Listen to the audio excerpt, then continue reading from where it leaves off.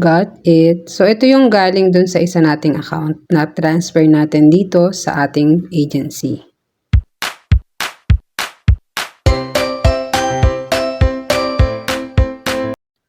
Good morning everyone! So, welcome to Erlin's Vlog. So, ngayong araw nito, i-share ko sa inyo kung paano nga ba mag-transfer ng beans into agency. So, kung nakikita nyo, itong aking account, yan. So, meron akong 105. So, hindi tayo magka-cash out. So, tayo ay magta-transfer ng beans to agency. So, meron ditong coin seller agency.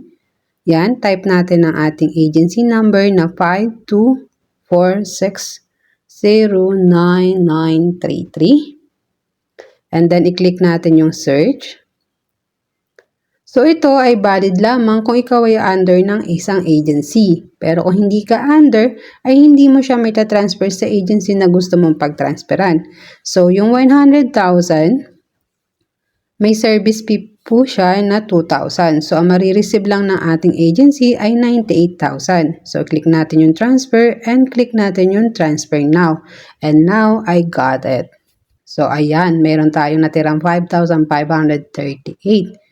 So, ngayon, ay lipat tayo dito sa mismong agency ko. So, na-receive na nga po natin yung 98,000. So, ngayon, may beans ako na 116,200. So, punta tayo sa coin seller.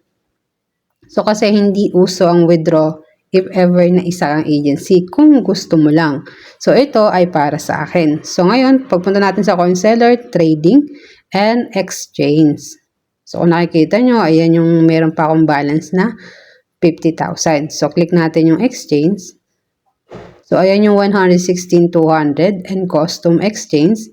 Type po natin yung 116,200 and click uli natin yung exchange.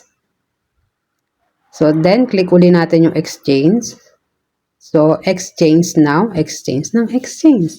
So, yun nga guys, ay nailipat na po natin yung beans into coins. Ngayon, ay pwede na natin siyang ibenta sa ating mga downline para tayo ay mapunta sa GCash natin o para tayo kumita na.